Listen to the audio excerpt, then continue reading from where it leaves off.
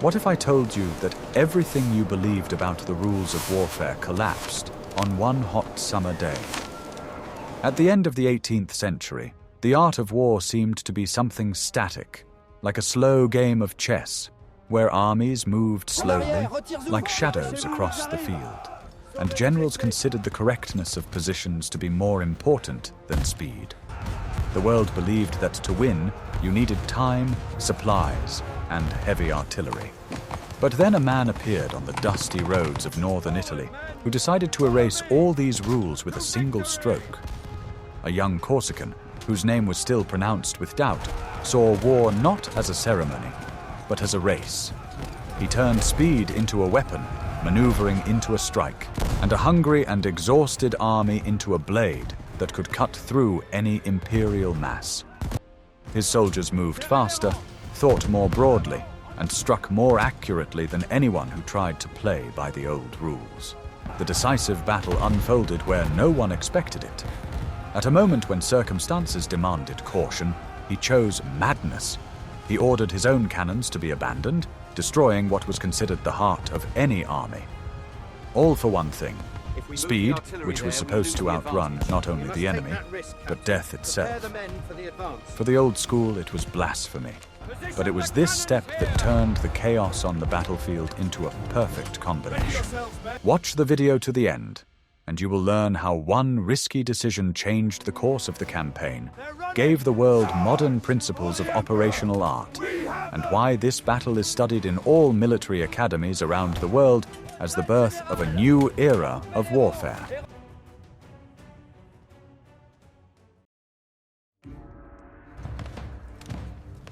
What if everything you've been taught is outdated, and it's not the one with the best equipment who wins, but the one with the fiercest hunger?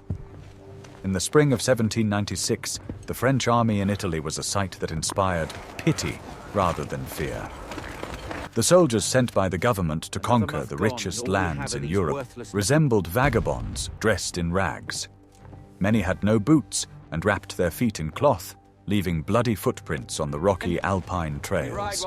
Discipline was maintained by the young commander's word and promises of glory and wealth. Supplies were virtually non-existent, and cavalry horses collapsed from exhaustion on the march without even rotten hay to eat. Officers had not been paid for months and looked at their new general with poorly concealed skepticism and distrust. Napoleon Bonaparte was only 26 years old and looked sickly thin and pale. Old soldiers who had fought in many campaigns considered him a political upstart who had obtained his position through his bed or connections. But in the eyes of this small man burned a strange, frightening fire that silenced even the most daring loudmouths. Opposing them was the Austrian military machine, one of the most powerful and organized forces of the time. Austrian soldiers were well-fed, well-equipped, dressed in immaculate white uniforms, and trained to act as a single mechanism. Their commanders were experienced strategists who had studied military science from the best textbooks of Frederick the Great.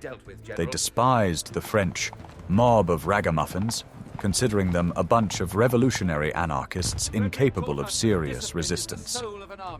Vienna sent its best regiments to Italy to put an end to the French threat on its southern borders once and for all.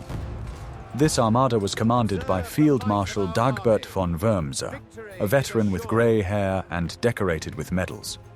He led tens of thousands of bayonets, huge supply trains, and powerful artillery.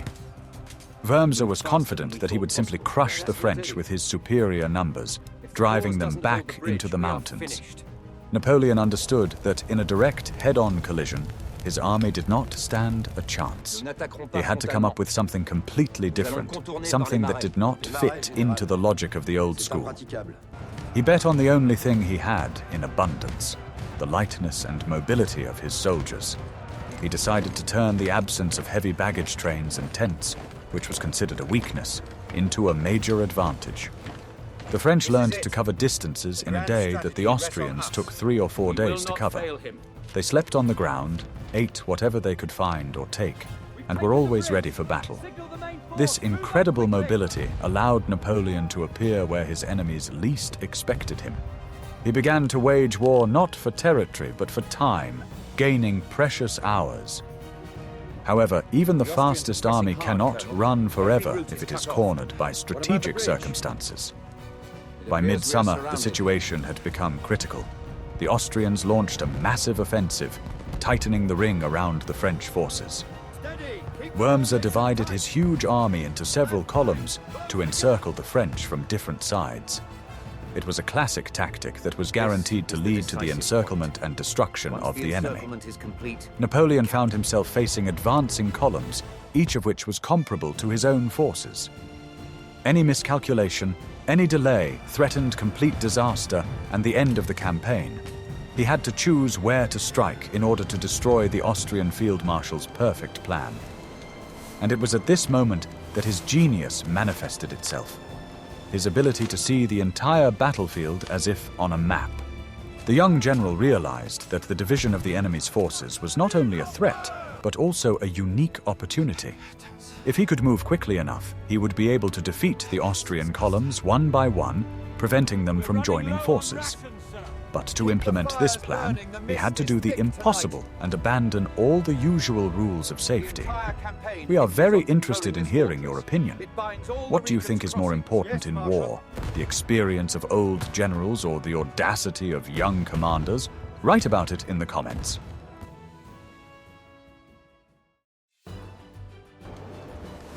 Are you ready to learn the truth about what really tied the hands of the great commander? At the center of the entire military campaign in northern Italy was the fortress of Mantua, a giant stone castle surrounded by water and swamps. It was the key to all of Lombardy, and whoever controlled Mantua controlled the roads and crossings. The French army had been conducting an exhausting siege of this citadel for several weeks, trying to break the resistance of the Austrian garrison. The siege required enormous resources, thousands of soldiers, and most importantly, heavy artillery. With great difficulty, the French dragged their best siege guns, taken from ships and other forts, to the walls of the fortress. These cannons were the pride of the army, the only means capable of breaching the thick walls of Mantua. Soldiers dug trenches under the scorching Italian sun, suffering from malaria caused by the rotten swamp waters. The garrison of the fortress resisted desperately, knowing that help was close, and they only needed to hold out a little longer. Wurmser was heading here, his main goal being to unblock Mantua and join forces with the besieged. If this happened, the combined Austrian forces would outnumber the French several times over. Napoleon found himself tied to the walls of the fortress like a chained dog to its kennel.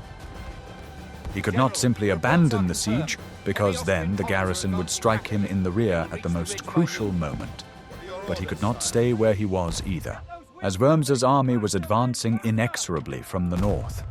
Scouts reported that Austrian columns were descending from the Alps and already capturing the advanced French posts.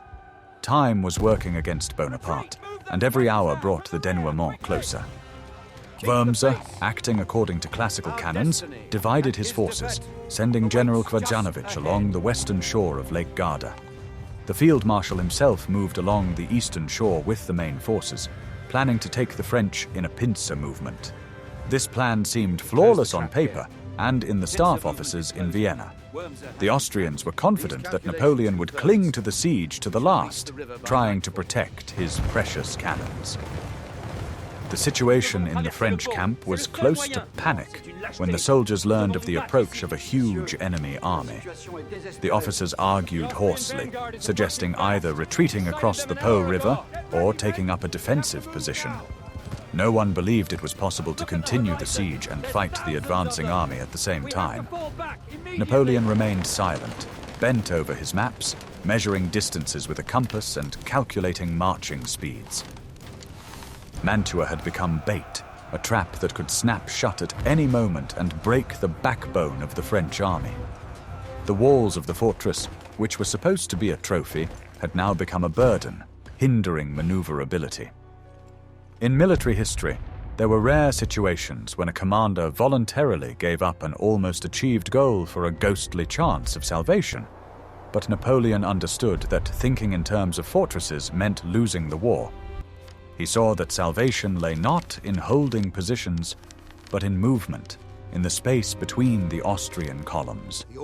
To win, he needed to become free again, to throw off the heavy shackles of siege warfare. This required a decision that would seem insane or treasonous to most of his contemporaries. But it is precisely such decisions that separate merely good generals from great historical figures.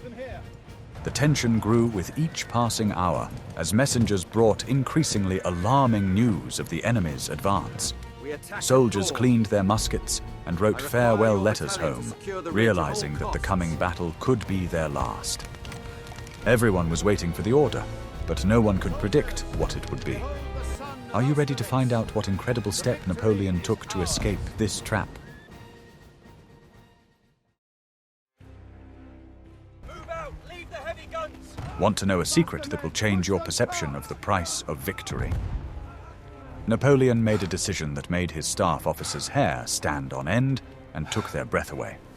He ordered the immediate lifting of the siege of Mantua and the abandonment of all heavy siege weapons that could not be quickly removed. These included dozens of cannons and tons of gunpowder and ammunition, which had been brought there at the cost of incredible effort and human lives.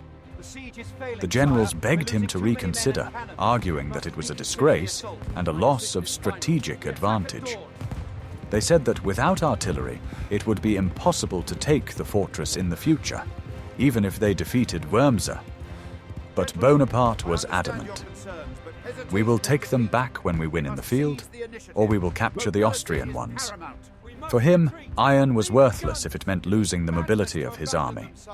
On the night before their departure, French engineers began the grim task of destroying their own artillery. They riveted the cannons, broke the carriages, threw the guns into swamps and lakes, and burned the ammunition wagons. The glow of the fires lit up the walls of Mantua, and the Austrian garrison watched this strange self-destruction with amazement. It seemed to them that the French had gone mad or were fleeing in panic without looking back. They poured gunpowder into the water so that it would not fall into enemy hands, and chopped the wheels of the gun carriages into pieces with axes. The soldiers who just yesterday had guarded these cannons like the apple of their eye were now destroying them with tears in their eyes. It was a psychologically difficult moment, a test of absolute trust in the commander. Napoleon sacrificed his main striking force in order to gain freedom of maneuver. By abandoning the siege, the French army instantly transformed from a sluggish bear into a pack of swift wolves. Now nothing held them in one place, and they could move in any direction at maximum speed. Napoleon concentrated all his forces into a fist, ready to strike one of the Austrian columns. His target was General Kvadzianovic, who carelessly rushed forward, unaware that the siege had been lifted. This move came as a complete surprise to the Austrian command, which was still operating in the rhythm of the old war. Wormser was sure that Napoleon would defend his positions near Mantua to the last soldier. He couldn't imagine that the general would willingly give up to the enemy what he had conquered over months. This mistake in assessing the enemy's psychology proved fatal for the entire Austrian campaign. The lifting of the siege allowed Napoleon to transfer his forces to the north and meet Kvadzanovich's column in full force. The French, embittered by the loss of their cannons and thirsty for revenge, made an incredible forced march. They covered 50 kilometers a day, appearing where they were expected only a week later. Speed became their new artillery, their main caliber in this war. Kvazdanovic, finding not weak barriers but the entire French army in front of him, was stunned. His column, stretched out along mountain roads, was vulnerable and unprepared for a large-scale battle. He tried to regroup, but it was too late. French divisions were closing in on him. Napoleon brilliantly implemented the principle of concentrating forces against part of the enemy's forces. This decision went down in history as one of the most striking examples of strategic courage and calculation. It showed that material losses are nothing compared to the gains in tempo and initiative. Napoleon proved that sometimes you have to take a step back and burn your bridges in order to take 2 steps forward. Did you like the young Bonaparte's bold strategy? Like this post if you think the risk was justified. The moment is now. Send the heavy Guess how cavalry to the long it center. took Napoleon to defeat the first Austrian army? Events began to unfold at a dizzying pace, which contemporaries would later call Napoleonic. The first victim of the new strategy was the Battle of Lonato, which took place in early August. Napoleon, taking advantage of his central position, attacked the scattered parts of Kvarzanovich's corps. The Battle of Lonato was chaotic, full of skirmishes, ambushes, and surprise attacks in thick fog. The French divisions, controlled by a single will, acted like a well-coordinated mechanism, cutting through the Austrian ranks. At one point, Napoleon himself was nearly captured, finding himself with a small escort in front of an entire Austrian battalion. But his coolness and bluffing forced the enemy to lay down their arms, believing they were surrounded. Kvarzanovich's defeat was complete. The Austrians lost thousands of men as prisoners and were forced to retreat in disorder back to the Alps. One of the claws that was supposed to crush the French army had been cut off. Now Napoleon could turn around 180 degrees and face Wormser's main forces. He no longer had a threat behind him and was in complete control of the situation. At this time, Wormser, unaware of his colleague's disaster, solemnly entered Mantua. He saw the abandoned French gun carriages and destroyed trenches and decided that he had won a great victory without a fight. The garrison welcomed him as a savior, bells rang in the city, and prayers were said. The old field marshal was convinced that the French were fleeing in panic and that all he had to do was pursue them. Having lost precious time celebrating and regrouping, Wormser finally set off in pursuit of the retreating Bonaparte. He left the safety of the fortress walls and headed for the town of Castiglione, where he thought he would finish off the enemy's rear guard. He did not know that he was walking straight into a trap set by a man who had already outplayed him strategically. Wormser led his army to slaughter, blinded by the illusion of his own superiority. Napoleon did not choose the battlefield at Castiglione by chance. The terrain allowed him to hide his reserves and maneuver. The hills and plains created ideal conditions for the dynamic battle he had planned.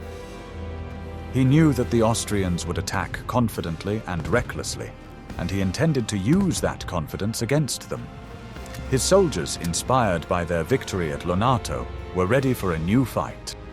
The French army took up positions, but Napoleon was in no hurry to reveal his full strength. He left part of his forces in the rear, creating the appearance that his line of defense was thin and unreliable. This was an invitation for Wormser to attack, to draw all his reserves into battle. Napoleon was preparing a classic but masterfully executed tactical maneuver. Bonaparte's headquarters was a hive of feverish activity. Aides galloped about with orders. Generals finalized the last details of the plan. Each division commander knew his maneuver, his time, and his place in the coming spectacle. This was no longer a band of ragged rebels, but an instrument of war, honed by the genius of its leader. They waited for the white uniforms to appear on the horizon. Wormser deployed his troops, anticipating an easy victory over the Republican rabble. He saw before him an enemy that seemed barely able to stand. Austrian drums beat the attack, and the orderly lines of infantry moved forward. The old school of warfare was preparing to teach the new one a lesson, unaware that the lesson would be a cruel one for itself. The stage was set, the actors were in place, and the curtain was about to rise to the roar of cannons. In the next chapter, you will learn how Napoleon used the psychology of his enemy to lure him into a deadly trap.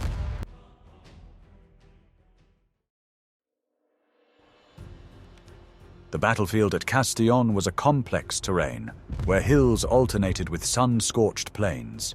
Napoleon carefully studied every ravine and every grove, turning geography into his ally. He understood that Wormser, confident in his numerical superiority, would try to envelop the French flanks. It was precisely on this desire of the enemy to surround him that Bonaparte's daring plan was based. Napoleon's plan was both simple and ingenious, to force Wurmser to stretch his lines as wide as possible. To do this, the French center had to play the role of a weak victim, ready to collapse under the onslaught. This would provoke the Austrians to throw their last reserves into battle, to break through the defenses and decide the outcome of the battle. But as soon as the enemy became bogged down in battle, a crushing blow would be dealt. The main role in this plan was assigned to General Serurier's division, which was approaching the battlefield on the march. Wurmser was unaware of the existence of this division, believing that all French forces were already before him. Serurier was to outflank the Austrian left flank at the height of the battle. This was the very hammer that was to strike the anvil. On the morning of August 5th, 1796, the sun shone on the ranks of two armies ready for a decisive battle. The Austrians lined up in perfect lines, their bayonets gleaming and their banners flying proudly in the wind. The French looked less impressive, but their eyes showed the determination of men who had nowhere to retreat. The air trembled with tension, and even the birds fell silent, sensing the rumble of cannon fire. Napoleon rode around his troops, encouraging the soldiers with short, energetic phrases. He knew many of the veterans by sight and joked with them, reminding them of past victories. The soldiers responded with enthusiastic cries of "Vive l'Empereur!" Although the Empire was still far away, they already saw him as their emperor. This mystical connection between the commander and the army was incomprehensible to the Austrian aristocratic generals. Wurmser began the battle with an artillery duel, hoping to suppress the French batteries with his firepower superiority. The ground rose in fountains of dust and stones, and cannonballs pierced gaps in the living walls of infantry. But the French stood to the death, closing the gaps and responding with accurate fire from their few cannons. Discipline under fire was ironclad, despite the army's appearance. Seeing the steadfastness of the center, the Austrian commander began to advance his wings, trying to outflank the French. He acted predictably, just as Napoleon had expected, as if reading a script written by the enemy. The Austrian lines stretched out, becoming thinner in the center to reinforce the flank attacks. Wurmser himself weakened his army, thinking he was strengthening the offensive. At that moment, the French generals' nerves were stretched tight. They needed to hold their positions, but not counterattack prematurely. Masséna and Ogero, the division commanders, struggled to restrain their soldiers, who were eager to rush into battle. Napoleon, clock in hand, watched the events unfold, waiting for the perfect moment. He knew that a premature attack would ruin everything, and a delayed one could be fatal. Dust rose in columns to the sky, obscuring the maneuvers of the troops and creating chaos in which only Bonaparte could find his bearings. He conducted this orchestra of death like a conductor, where each instrument had to come in at the right moment. Wurmser was falling deeper and deeper into the trap that had been set for him. All eyes in the French headquarters were fixed on the direction from which Serurier's division was supposed to appear. Not only the fate of the battle, but also that of the whole of Italy depended on its timely arrival. Napoleon was playing for high stakes, risking his career and the lives of thousands of people. The order is given. Ready for the shocking truth about what the most cunning military maneuvers look like? In the heat of battle, Napoleon gave an order that might have seemed like treason, to begin a retreat in the center. The French battalions, which had been holding their ground, began to slowly retreat, firing randomly. From the outside, it looked like panic had set in, as if the Republicans' fighting spirit had finally been broken. The Austrian officers, seeing the backs of their enemies, were overcome with indescribable excitement and anticipation of triumph. Wurmser, observing the battlefield through his spyglass, decided that the moment of truth had come and victory was his. He ordered all remaining reserves to attack in order to turn the French retreat into a rout. The Austrian infantry broke ranks and rushed forward, driven by a thirst for glory and easy prey. This flight was a masterfully executed theatrical performance, rehearsed right under fire. The French veterans retreated in an organized manner, maintaining their formation and readiness to turn around at any moment. They drew the Austrians deeper and deeper into the bag, forcing their lines to stretch out and lose contact with each other. The euphoria of the chase deprived the Austrian command of caution. The Austrian right wing advanced so far forward that it was practically cut off from the main forces. Wurmser was so carried away by the attack that he did not notice how his army had lost its compactness and control. He saw only the retreating French and did not look around, where clouds were already gathering. The greed for victory clouded the mind of the experienced field marshal. Napoleon, standing on high ground, coldly watched as the enemy exposed itself to attack. He saw how the Austrian battalions were mixing together, how their order was being disrupted in pursuit of the retreating enemy. It was a moment when order turned into chaos and strength became weakness. The clock struck noon, and the sun was at its zenith, illuminating this grandiose mistake. Suddenly, the fleeing French regiments stopped dead in their tracks. At the command of drums and trumpets, they turned to face their pursuers and bristled with a wall of bayonets. A deadly volley at point-blank range mowed down the first ranks of the Austrian infantry, halting their victorious advance. At that moment, the smiles on the faces of the Austrian officers turned to grimaces of horror. At the same time, Napoleon gave the signal to the artillery, which had been silent until then, hidden in ambush. The French cannons, assembled into a large battery, opened a hail of fire on the crowded masses of the enemy. The grape shot mowed down entire swathes of white uniforms, sowing panic and confusion. The trap snapped shut, and the hunter instantly became the prey. The psychological effect of this sudden transition from flight to attack was devastating. The Austrians, confident of victory, could not understand what was happening and lost the will to resist. Their commanders tried in vain to restore order, but their orders were drowned out by the roar of cannon fire and the cries of the wounded. The initiative passed entirely into Bonaparte's hands.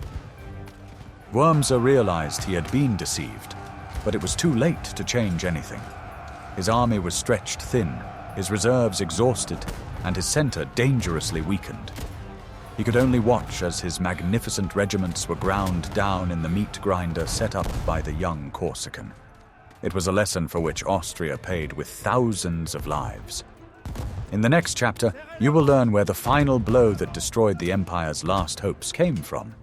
Are you ready to find out how the hammer works when the anvil is already red hot?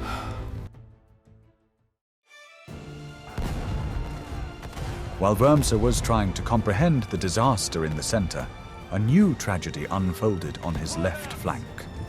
From the clouds of dust on the road leading to the Austrian rear, General Seruria's division appeared. Commanded that day by General Fiorella due to Seruria's illness. Their appearance was like a bolt from the blue for the Austrian headquarters. No one expected an attack from this direction, which was considered deep and safe rear. The division marched at a forced pace, the soldiers suffocating from the dust and heat, but they did not slow down. They knew that the outcome of the entire battle depended on their speed, and they marched to the sound of cannon fire. When they turned into battle formation and struck the flank and rear of the Austrians, the effect was like a bomb explosion. The Austrian line of defense cracked at the seams, unable to withstand the double pressure. Fiore acted decisively and ruthlessly, cutting off the Austrians' retreat to the crossings. His soldiers captured supply trains, artillery parks, and headquarters wagons, creating unimaginable chaos. Panic broke out in Wurmser's rear. Soldiers shouted that they were surrounded and threw down their weapons.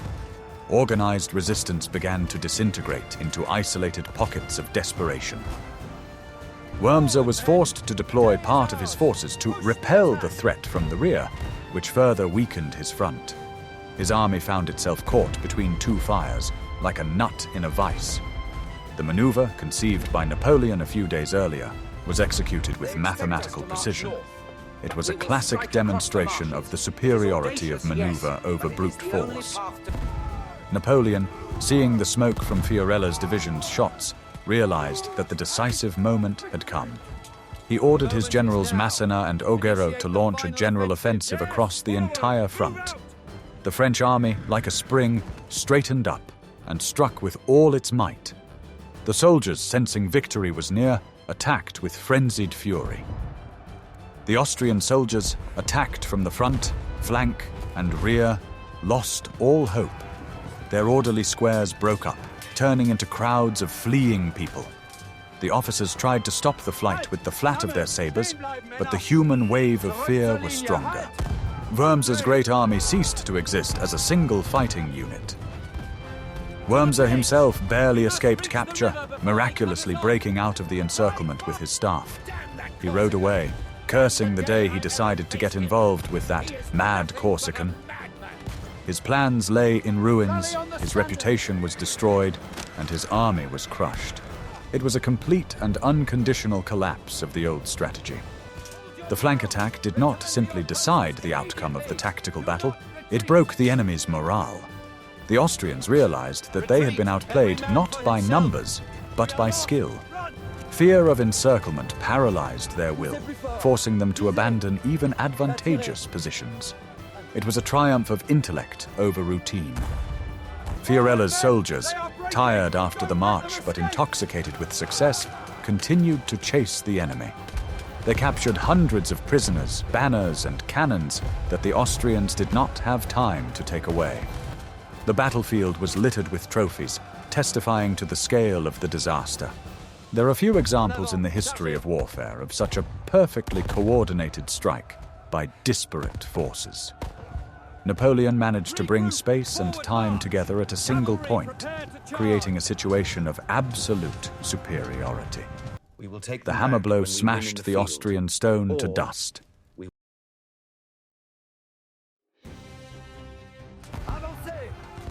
At the center of the battle, where the fate of the entire operation was decided, General Ogero played a key role. This man was the complete opposite of the intellectual Bonaparte, a former mercenary, street fighter, roughneck, and brawler. But on that day, his indomitable energy and personal bravery became the battering ram that broke through the Austrian center. Ogero personally led his soldiers into the attack, standing in the front ranks under a hail of bullets. His division was tasked with capturing a key hill and the town of Castiglione itself, which the Austrians were clinging to. The battle here was fought for every house, every street, turning into a fierce hand-to-hand combat. Ogero, brandishing his saber and shouting curses, inspired his men to press forward despite their losses. He was the embodiment of the fury of the French Revolution, sweeping away everything in its path. The Austrians, realizing that the loss of Castiglione meant a breach in their front line, fought with the desperation of the doomed. They turned buildings into fortresses, firing from windows and rooftops. But the French onslaught was so strong that no walls could stop them. Ogero captured the high ground, set up artillery there, and began firing at the retreating enemy columns. Ogero's contribution to the victory was so great that Napoleon later called him the hero of Castiglione. It was his actions that prevented the Austrians from stabilizing the front and retreating in an organized manner. He did not give the enemy a second's respite, constantly attacking, pressing, and pursuing. His soldiers, inspired by their commander's example, performed miracles of bravery. At one point, it seemed that the attack had stalled, and the French faltered under heavy fire. Ogero grabbed the banner of one of the battalions and rushed forward himself, drawing the hesitant soldiers behind him. This action turned the tide of the local battle and returned the initiative to the French. Such moments of personal heroism cemented the army better than any discipline. The capture of Castiglione was the point of no return for Wormser's army. The united front line was broken, and control of the troops was finally lost. The Austrian regiments found themselves isolated from each other, unaware of what their neighbors were doing. The chaos became complete and all-encompassing. Ogero, covered in gunpowder smoke and dust, stood on the captured hill and watched the fleeing enemy. He did his job roughly but effectively, ensuring the success of Napoleon's complex plan. Without his straightforward pressure, the subtle maneuvers might not have worked. It was a perfect symbiosis of the commander-in-chief's cold calculation and the executor's fiery rage. The soldiers of Ogero's division, exhausted by battle, felt like they had defeated giants. They saw the backs of Europe's best soldiers and understood that now they would have to be reckoned with. The myth of the invincibility of the Austrian army was trampled under the boots of the French infantry. Success in the center allowed Napoleon to finally close the encirclement and finish off the scattered units. Castiglione became a symbol of French valor and tactical mastery. The name Ougerot was forever associated with this bloody but glorious day. The battle entered a stage of pursuit, where there was no longer any tactics, only a race for survival. The Austrian army, so formidable that morning, turned into a crowd of fugitives.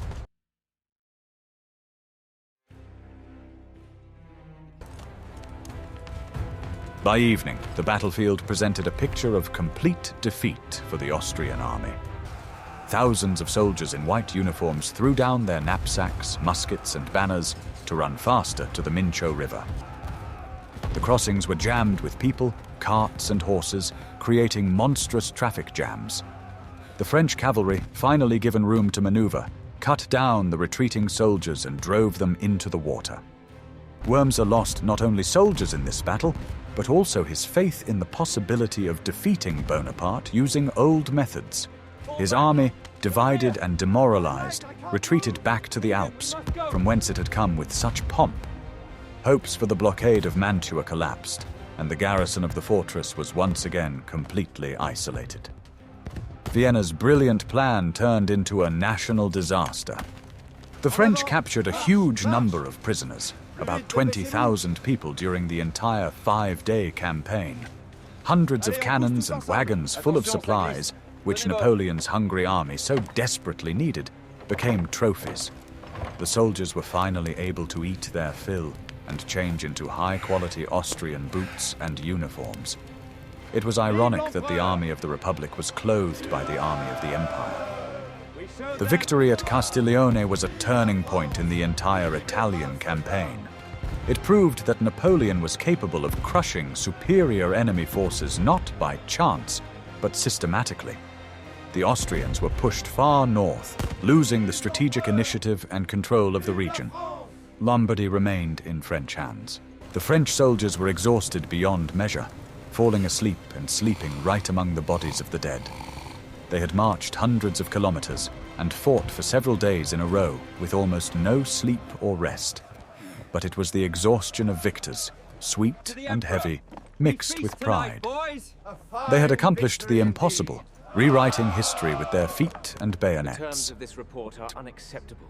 In his report to the Directory in Paris, Napoleon dryly listed the enemy's losses and captured trophies. But between the lines, the triumph of a new military doctrine could be read. He showed Europe that the old order was collapsing not only in politics, but also on the battlefield. The world saw the birth of a new military star of the first magnitude. The defeat of Wurmser meant that the siege of Mantua would be resumed. The French returned to the walls of the fortress, but now as masters of the situation. The garrison, seeing the defeat of their rescue expedition, lost heart. Their surrender was only a matter of time. This victory also had enormous political resonance. The Italian states realized that Austria could no longer protect them and began to seek friendship with Bonaparte. The young general's authority soared to the heavens, eclipsing all other commanders of the Republic. Castiglione became the grave of the Austrian general's reputation. They could not understand how this upstart had managed to defeat their perfect army. They blamed the weather, chance, betrayal, but did not want to admit that their time was up. The Mincio River carried away the bodies of the dead and the debris of imperial grandeur. The war in Italy continued, but its outcome was effectively decided during those hot August days.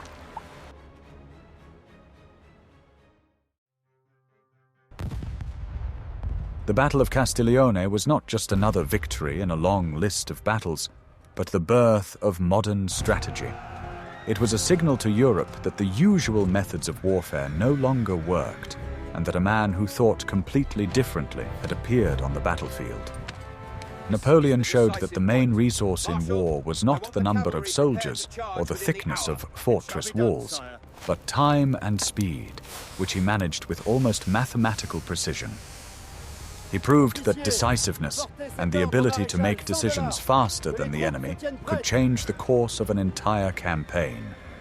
His command style was characterized by constant movement, thanks to which the enemy often did not even have time to understand what was happening. He introduced the concept of maneuver warfare, where the army is always changing positions and looking for the enemy's weak spots. In this new model of warfare, Napoleon's soldiers moved so quickly that they often exceeded even the most daring expectations of their commanders. The army could make long marches in a matter of days, which shattered the preconceptions of the time. Such actions gave the French an advantage because their opponents were accustomed to slow and difficult campaigns. Napoleon, on the other hand, struck where the enemy was weakest and least expected. He forced his opponents to constantly guess where the danger would come from. Thanks to this, maneuverability became his main weapon. The principle of divide and rule, applied at the tactical level, became the basis of military science for the next 2 centuries. Napoleon did not simply divide the enemy's forces. He did so in such a way that each enemy unit found itself in the worst possible conditions. He proved that smaller forces can defeat larger ones if they are first forced to spread out or separated from each other. Such tactics seemed risky, but he was able to calculate the routes and approach times of his own divisions so accurately that he often won before the enemy had time to unite. This idea was developed in European armies and became a subject of study in military schools. Thanks to this, Napoleon turned war into a dynamic art, where flexibility, not numbers, was the deciding factor. He transformed warfare from a static confrontation of lines into a dynamic dance of death, where every mistake cost an entire army. French troops no longer simply waited in fortifications or formed long lines, as previous armies had done. Now they moved continuously, bypassing, pressing, and striking the enemy where he was least prepared for the blow.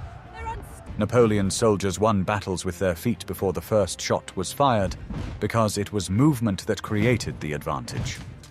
This tactic gave the impression that the French army always appeared out of nowhere. The enemy constantly felt caught off guard. Castiglione also demonstrated the importance of unity of command, without which this system could not work. Napoleon created a structure where each commander understood the overall idea, rather than simply following orders. While Austrian generals coordinated their actions through a complex bureaucratic machine, the French army acted quickly thanks to its unified command. Napoleon's will permeated the entire army instantly, making it resemble a single organism. He was the brain, and the divisions were his limbs, acting in sync and with precision. This connection allowed him to completely change the course of an operation at critical moments. It was a new type of machine, controlled by a single operator who saw things on the map that others did not notice. Napoleon could instantly correlate the position of his troops with the movements of the enemy and make decisions that, in practice, proved to be the only correct ones. His ability to keep several directions in mind at once allowed him to switch quickly between tasks. This model of command became a model for future armies that sought to transmit orders quickly. Subsequently, many European states began to replicate this system. It became the foundation for what would later be called operational art. The lesson of the abandoned siege weapons became a textbook example of strategic flexibility, which was rarely demonstrated by 18th century commanders. Napoleon abandoned the long siege, realizing that time was working against him. He showed the ability to sacrifice valuable property for the sake of the main goal, and this determination surprised even his closest associates. The ability to make such decisions distinguished genius from craftsmanship, as many commanders considered the loss of cannons a sign of weakness. Napoleon, however, understood that defeating the enemy's main army was more important than preserving property. For him, the means always served the end. Napoleon taught the world not to cling to the past in the form of old methods of warfare. He showed that it is better to abandon the slow and familiar path if it prevents you from achieving your main goal. At Castiglione, he made a choice that seemed crazy at first glance, but soon proved to be brilliantly correct. He looked boldly to the future, seeing more strength in maneuvering than in fortress walls. This way of thinking became the basis for his future victories. Thanks to Castiglione, he demonstrated for the first time how to rebuild an army for new realities.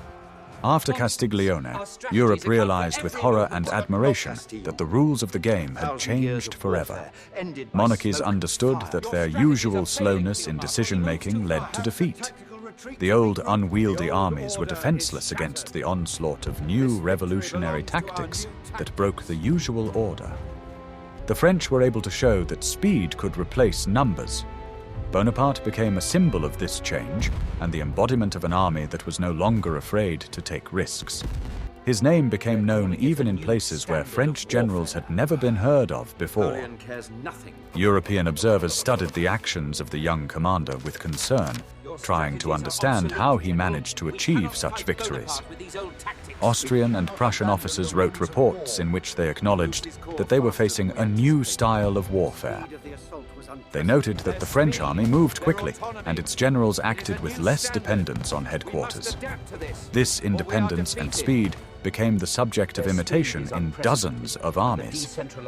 After Castiglione, it became clear that those who did not change would lose in future wars. Napoleon unwittingly forced everyone to speed up. Studying this battle today, we see the seeds of the blitzkrieg and deep operations of the 20th century. The principles of rapid encirclement and deep penetration into enemy rear areas were laid down here. Ideas that seemed bold in Italy in 1796 became the basis of military theory a century later. The history of the Battle of Castiglione teaches us that even in the most hopeless situation, unconventional thinking and a willingness to take risks can turn the tide. Napoleon did not simply defeat the Austrians. He broke the psychology of warfare of his time, proving that speed and maneuverability are more important than numerical superiority. This lesson is relevant not only for the military, but for anyone who faces insurmountable obstacles. What do you think? Could Napoleon have won this victory if he had been facing not the old Field Marshal Wurmser, but a general as young and daring as himself? Write your opinion in the comments, and don't forget to subscribe to the channel so you don't miss new stories about the great battles that changed the world.